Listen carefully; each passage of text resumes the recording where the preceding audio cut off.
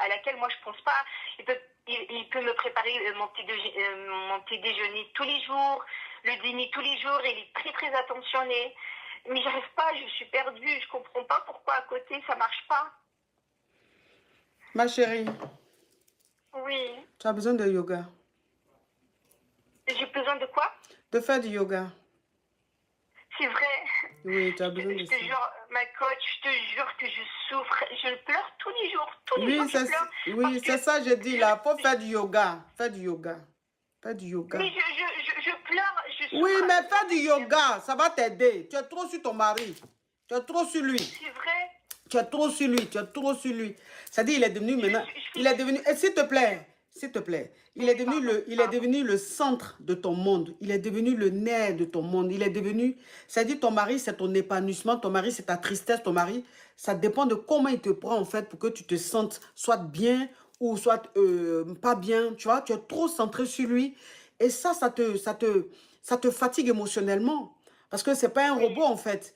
Et c'est un homme aujourd'hui qui peut-être a envie de faire certaines choses ou envie de profiter un peu de la vie, mais tu es tellement sur lui, tellement collant, tu es tellement sur lui que il se sent comme emprisonné. Donc, il essaie de te fuir, mais en même temps, il reste bienveillant, tu vois.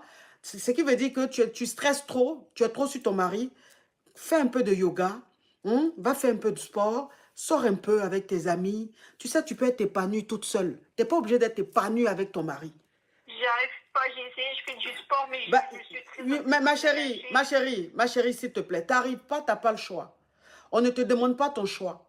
Ça dit que il y a des choses qu'on doit faire dans la vie, on n'a pas besoin de dire est-ce que ça te plaît. Que ça te plaise ou pas, Oui, tu en as besoin pour ta santé mentale. oui, Et toi, il est temps que tu penses à ta santé mentale. Il faut que tu comprennes que tu peux t'épanouir seul sans ton mari. Le problème, c'est que toi, tu te dis, si je dois être épanouie, ça doit être avec mon mari. Si je dois être heureuse, ça doit être avec mon mari. Si je dois aller me faire plaisir, ça doit être avec mon mari. Alors que non, ton mari, il a besoin aussi de son espace. Ton mari, peut-être qu'aujourd'hui, il a envie de profiter aussi de lui tout seul.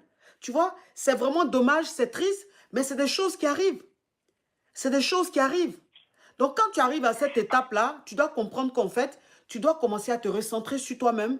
Tu dois faire un peu de sport, tu dois sortir un peu. C'est-à-dire, tu dois te faire plaisir sans ton mari. À part lui, tu peux être heureuse. À part lui, tu peux être épanouie.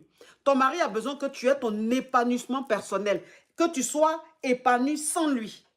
Et je pense que quand tu seras épanoui sans lui, tu vas faire des choses qui vont te faire plaisir sans lui. Ça va le ramener vers toi. Mais là, tu es trop collante, tu es trop sur lui. C'est fatigant. Tu comprends, ma chérie? oui, enfin, Mm.